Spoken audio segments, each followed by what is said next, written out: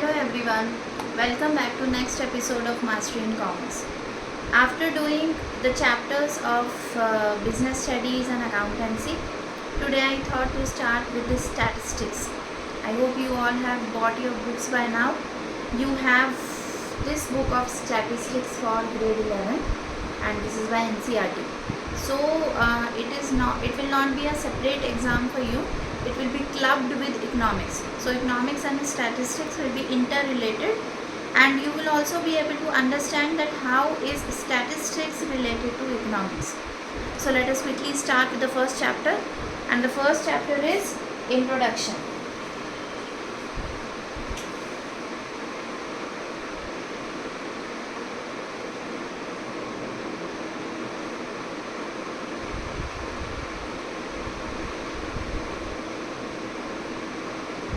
If you have the books, you can please open the book with you and make a point that you have to underline the important things which is going to help you when you are having a recap for your exams, right? So this first chapter, it gives you first of all the introduction to economics, that why do we study economics, what is the purpose of studying economics, what are the various terms we use in economics, and how stats is related to economics. Why we are studying stats? Because you people have done statistics till grade 10 also. It was in your math book, right? It was one chapter which used to be last or second last chapter of your book, and you used to study about making graphs, using the numbers to show how it will be appearing if we show it in the form of bar graph or pie chart. So these all things you have done. Now how is stats related to economics? That is the basic question which comes in your mind. See, economics is the study of analyzing the economy, how the goods are produced, how they are consumed, how they are distributed amongst the people of a country. So all these things need some kind of numerical figures or some kind of data. Now collection of data is one thing, then analyzing it and then presenting it. So economics cannot cover all these points, right? So economics takes the help of stats to understand the current situation of economy, right?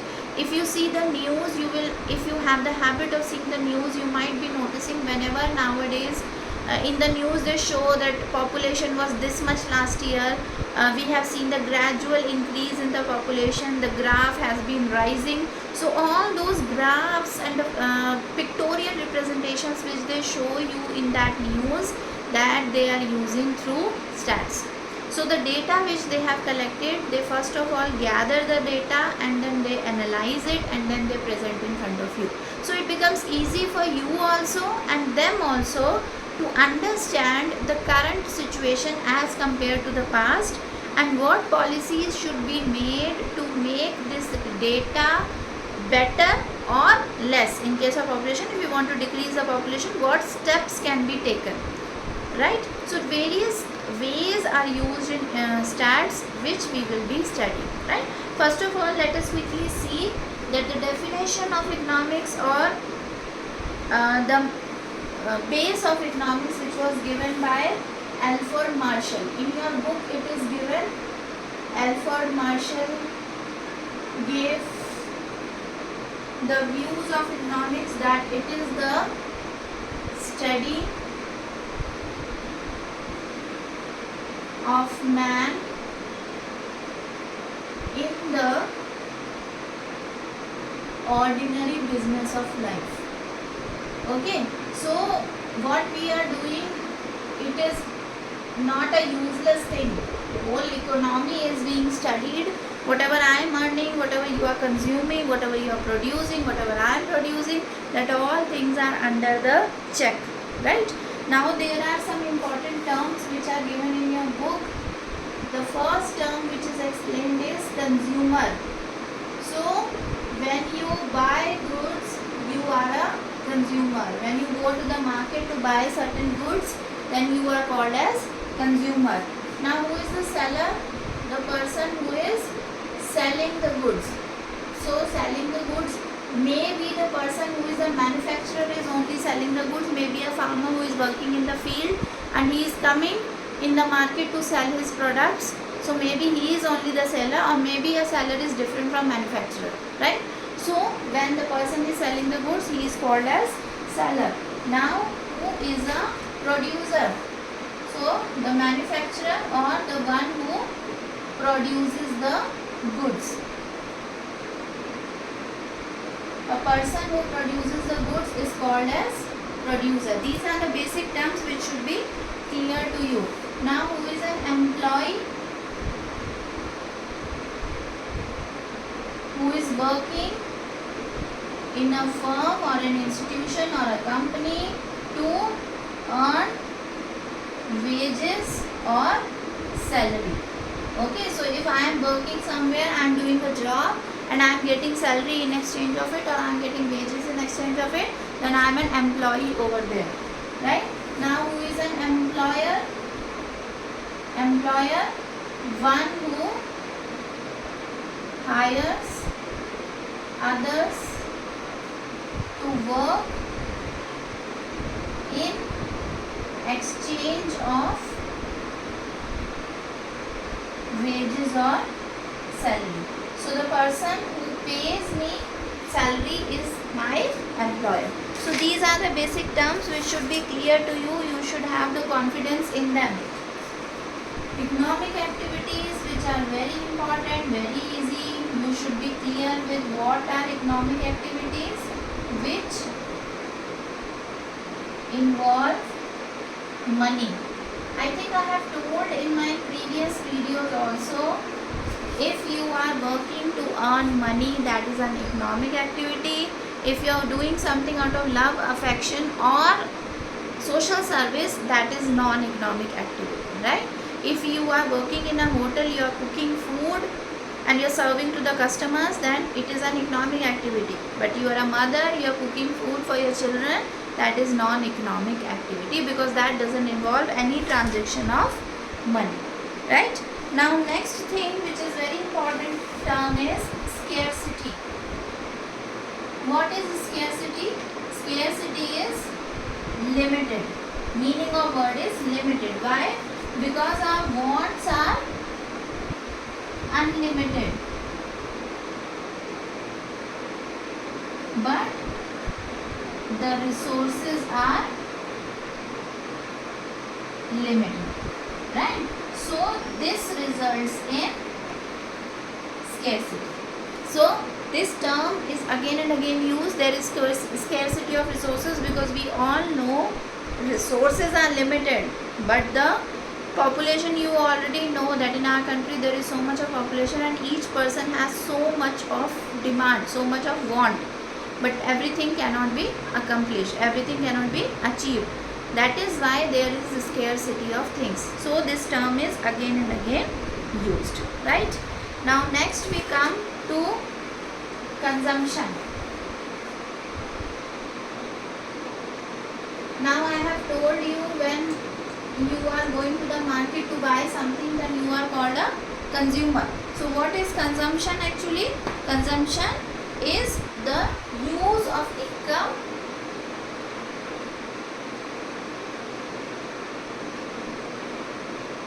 to buy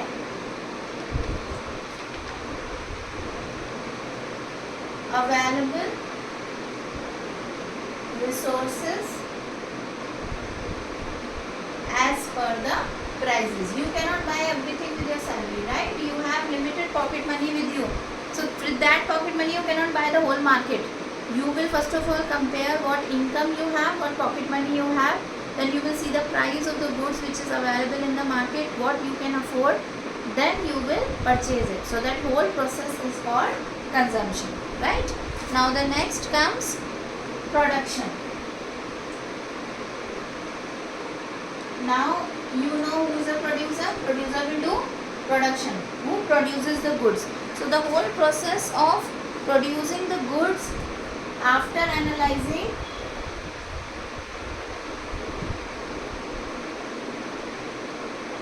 how to produce, what to produce.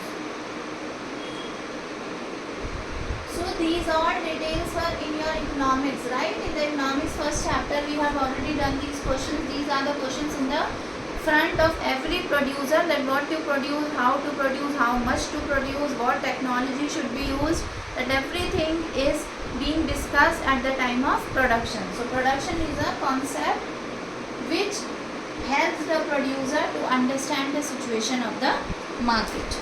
Now what is distribution? Distribution is distribution of income and how the resources are distributed in the economy. So this all is the process of distribution. Now one term is very in a very limited way included in your first chapter, so better you make a note of that also. That is gross domestic product, although it will be elaborated in your main book of economics. Just a gist of it I want to give you. It is gross domestic product, which are total goods produced in an economy.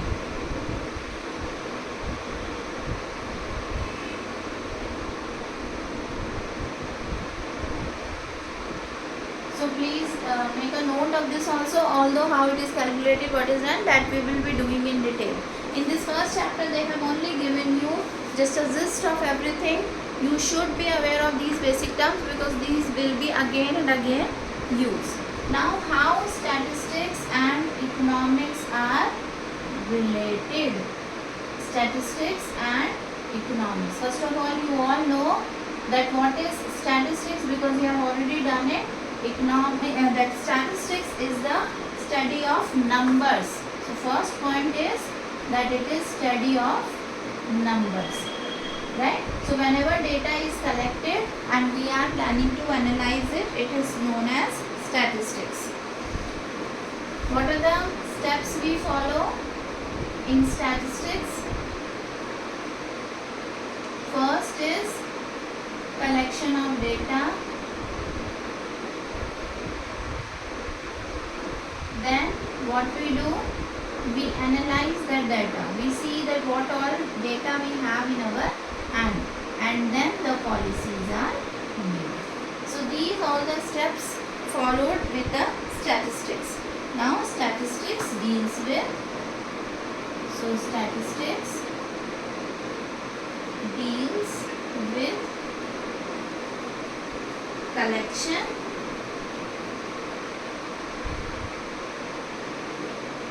analysis, interpretation,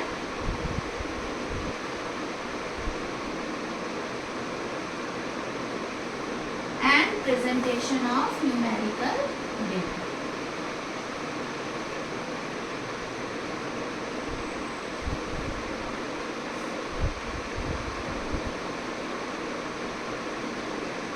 Okay, so all these things are included in statistics. So these are the things which are included. You can just have a reading of the chapter. This chapter at the end also they gave you the whole description of how the things are done. Statistics is used by economists in most of the places because it gives the correct comprehension of whatever information is available with them. So stats is used nowadays in very common life. Now there is a recap of the points on page number 8. Let us see them. Our wants are unlimited, but the resources used in the production of goods that satisfy our wants are limited. Scarcity is the root of all economic problems. Resources have alternative uses. That is why we have to think that where should we use the resources in a most appropriate way. Purchase of goods by consumers to satisfy their various needs is consumption. Manufacture of goods by producer for market is production. Division of national income into wages, profit, rent and interest is distribution. Stats find economic relation using data and verifies them. There is also verification. There are certain formulas like mean, mode, you remember from your stats of math which you have done, variations you have done, derivation is there. So these all things are going to help us to also verify whatever studies we have been doing. So this ends our first chapter. There are certain questions given at the end of the chapter. I request you to try to solve them on your own, because this time in exam you are going to get more concept based questions. They will not be directly asked. So check your knowledge. Don't go to Google to find the answers, please, because Google can give you answers but not the understanding and the knowledge. The understanding and knowledge you will get only when you will write the answers in your own words. So please strictly follow it if you really want to learn the chapter. Any doubt you have, please give me in the comment box, and please subscribe my channel. Please like and share it with your friends, because these subjects are very difficult for students until and unless they don't understand that why we are studying these subjects, and which is very rarely told by those who are in a hurry to finish the syllabus. So please learn the subject with an interest of how it is being implemented around you and how it is helping your own economy, your own country, how it is used by economists. Okay, so please like, share and subscribe my channel. I again request you. Any doubts, please leave a message in the comment. Right? Bye for now. We will meet again with the different part of our commerce stream. Bye.